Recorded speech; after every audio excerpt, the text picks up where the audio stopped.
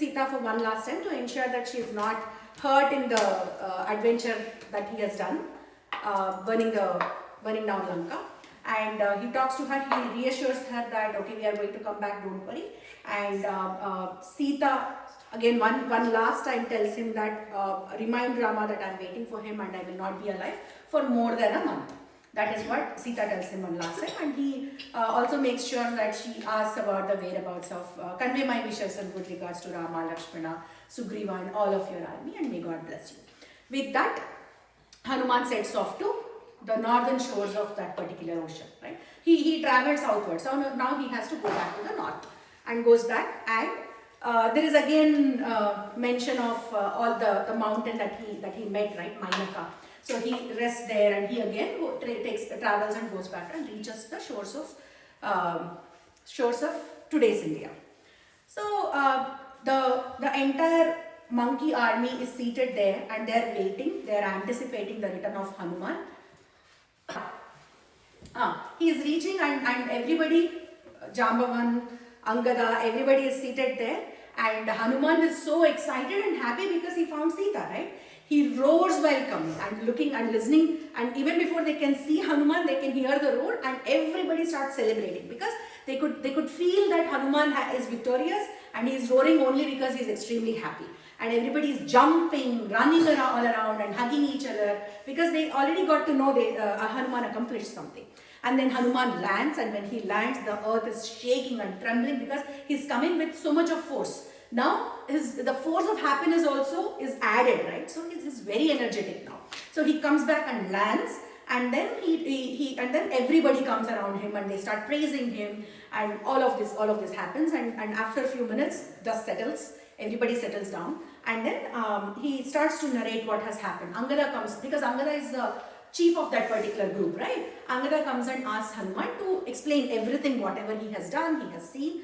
He explains it to Angada and Jambavanta, both of them. Jambavanta is the senior most in the group. So for both of them, he starts explaining. He explains right from the time when he takes off, the way he meets with, what are those Rakshasas whom he met with? Anybody can tell, no need to raise. Does anyone remember the names? He meets with 2 Rakshasas. Last time what happened? Nothing. Okay, tell the answer then.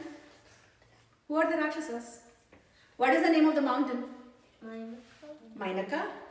And who is the Rakshasa who opens his mouth? Yes, Surasa.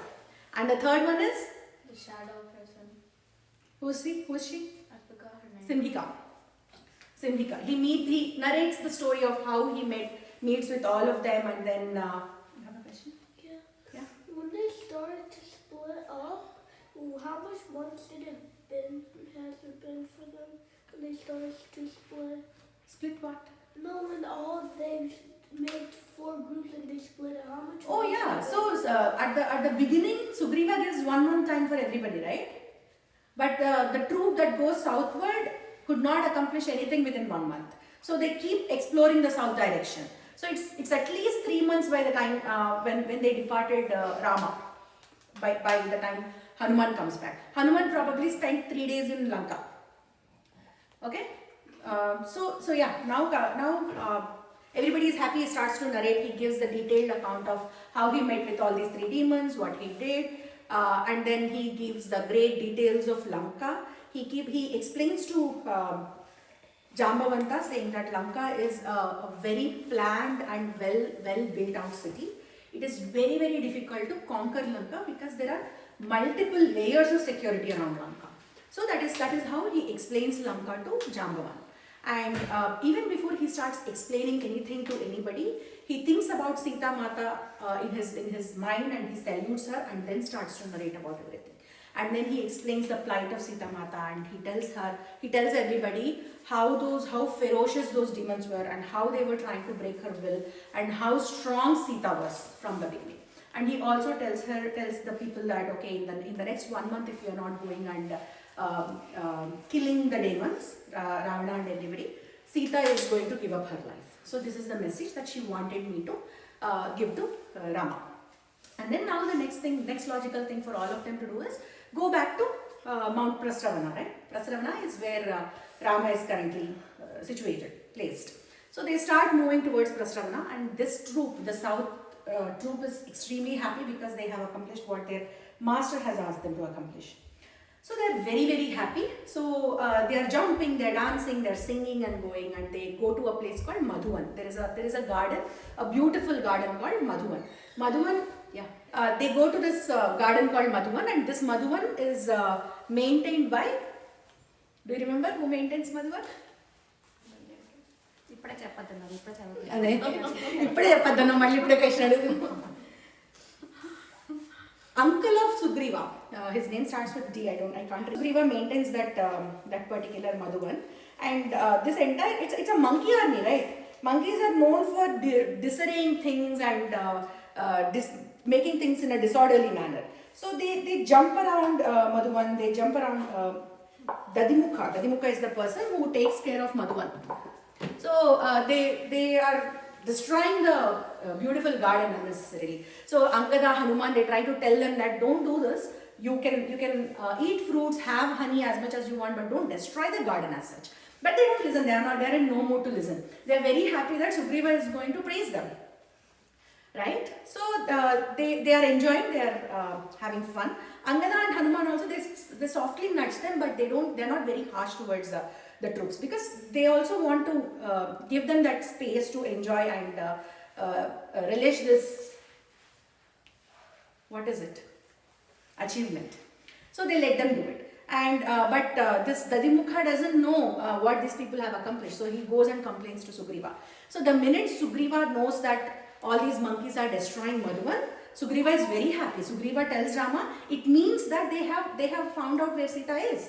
So he goes and tells Dadimukha, don't worry about it, let them enjoy, let them destroy whatever they want to destroy, but ask them to come here immediately, because Rama and Lakshmana and all of us are eagerly waiting to learn about what they have learned, what Hanuman has, or what this troop has figured out.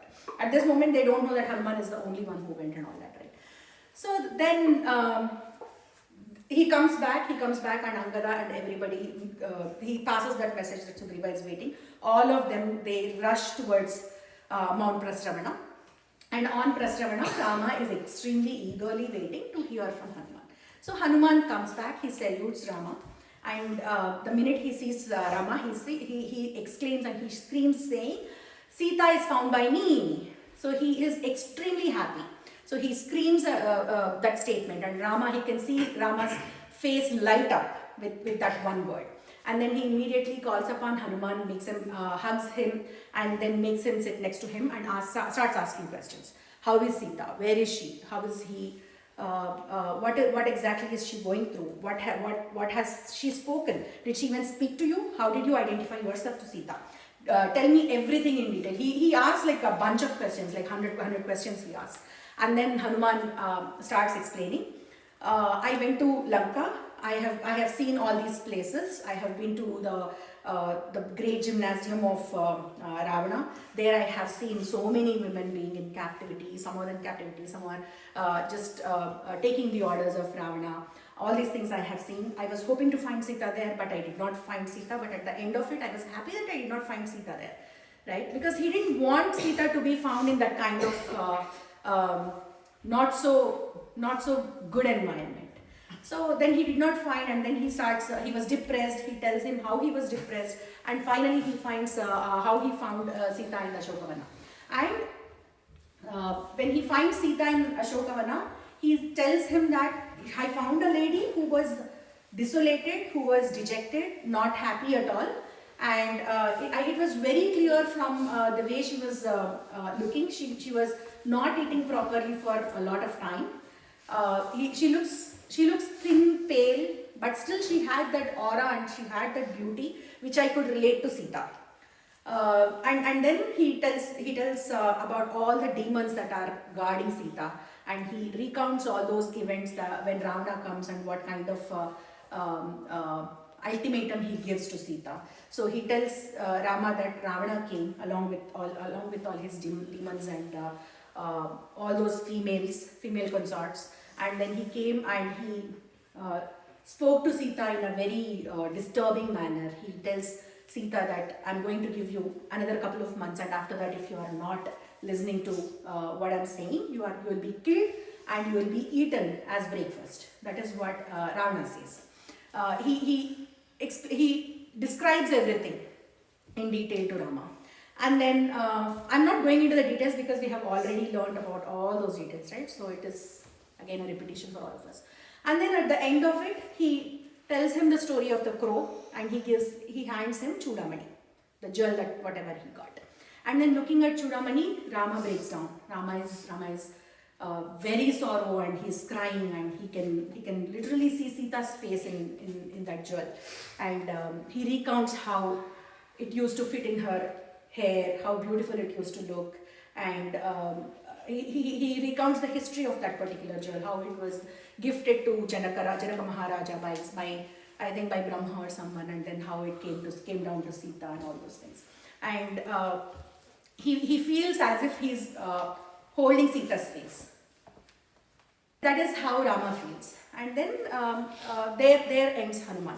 And then Rama keeps on asking the same questions. It's okay, you have told me everything, but still you repeat whatever you have said, because I can't get enough of the descriptions or the things about Sita. Keep telling me. This is very soothing to me. The word of I found Sita and things related to Sita are very giving me a lot of comfort. Best. Okay. Giving me a lot of comfort. So please don't stop. Keep going on. That is how much Rama is missing Sita at this moment. And then this entire thing happens, and then he starts describing Lanka to Rama, because that is one of the most important things. Then Hanuman says it is time for us to think about a strategy how to go to Lanka, how to reach Lanka. We are an enormous army, and we know Sita is situated there. So now it is time for us to understand how we can reach Lanka. That is what he says. That because Seetha has expressed a doubt to Hanuman. What did she express? What did she say is that, I know you have figured out that I am here now, but there is the entire ocean separating this land with the mainland of India. There is no India at that point of time, but there is an ocean separating this land and the land where you guys are living. How will you come here? I cannot, and I still do not understand what your strategy and what your plan is. This is giving me a lot of agony, because once you go from here, I don't know if I should be waiting indefinitely for you, or if you already have a strategy, or if you already have a plan chalked out in your head. I don't know. How are you guys coming here? That is one of the biggest questions here she has. So Hanuman somehow promises her, saying that I am one of the Vanaras. There are other Vanaras who are more stronger and mightier than me. If I could travel, they also could travel. So don't worry about it. We will come. He assures her, but in his heart of hearts, he doesn't know how he can make sure that the entire army can come here, right? So he expresses that doubt he conveys that doubt of Sita to Rama, and there ends the Sundara Kanda. So from